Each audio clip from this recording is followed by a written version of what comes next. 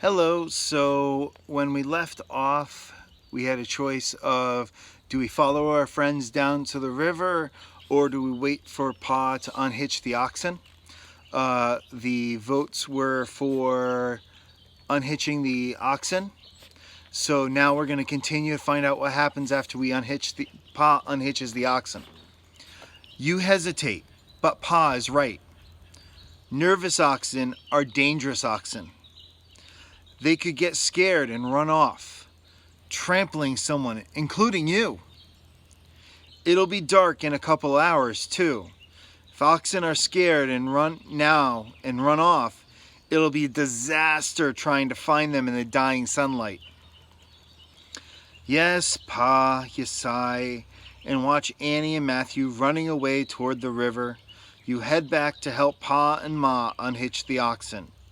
You hear Mrs. Whitaker calling for her children to return to the wagon. Annie, Matthew, it's not safe by the river.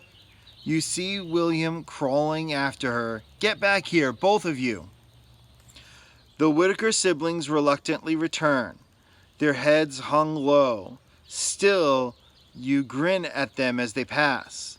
They return the smile. You know you've just made new friends. As night falls on your camp, thick clouds cover the stars. The thunder rolls across the plains.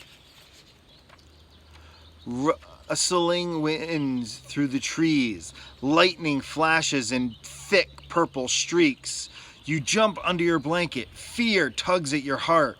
A spring storm is the last thing you want before crossing a difficult river. You lie in your tent as the wind howls and the rain lashes down, followed by thundering balls of hail. You sleep very little. The next morning you wake to discover that your wagon's canvas top has been damaged in the storm. A big bag of flour has been torn open and spilled all over the ground. We needed this flour, Ma sighs. We'll just have to stock up in Big Springs. At least Mrs. Whitaker can help repair our wagon. You look at the enormous hole. Oh no, Ma says dryly. You can help me with that. Come on. We should have a spare piece of cloth somewhere. Together you stitch the canvas back together. It's almost as good as new. It'll have to do, says Ma. Hopefully we won't encounter another storm like that again. You agree, remembering how frightened you were last night. After helping with the morning chores, you follow Pa down toward the river, where he talks with Mr. Whitaker and the banker, Mr. Mason. The riverbank is steeper than you expected, a mixture of thick, squishy mud and limestone. The river rushes below. It's too high, says Mr. Whitaker grimly. I was asking around the junction, and this river bend is exceptionally thick and muddy, making it difficult for wagons to cross. If we tried to ford it, we'll be taking a risk. We should caulk the wagons and seal them so they can float. Then we'll tow them across and up the other bank. Once the river settles down, that is, caulk the wagons, Mr. Mason shifts his weight. And how long will that take, may I ask? Pa crosses his arms. The storm last night was bad. You think crossing the river as high as it is now is a good idea, Mr. Mason?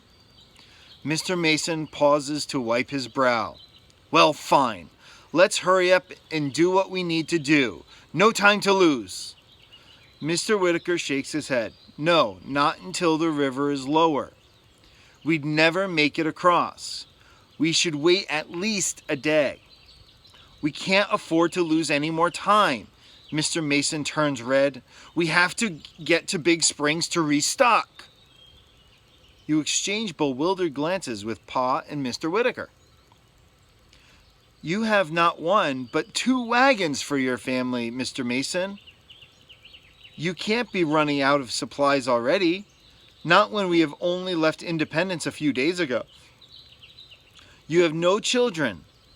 You and your wife should have plenty of room for food and other necessities. Most of what is in our wagons just so happens to be important valuables. Mr. Mason bellows. We didn't have room, and this storm has damaged one of our wagons nearly beyond repair. It'll be a miracle if it makes it to Big Springs.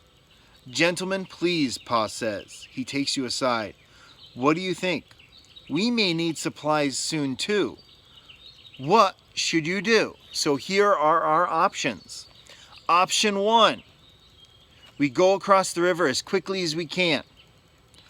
Option 2. We wait till the river gets a little lower and cross when it's a little bit easier. So do we cross right now, or do we wait until the river's a little safer to cross?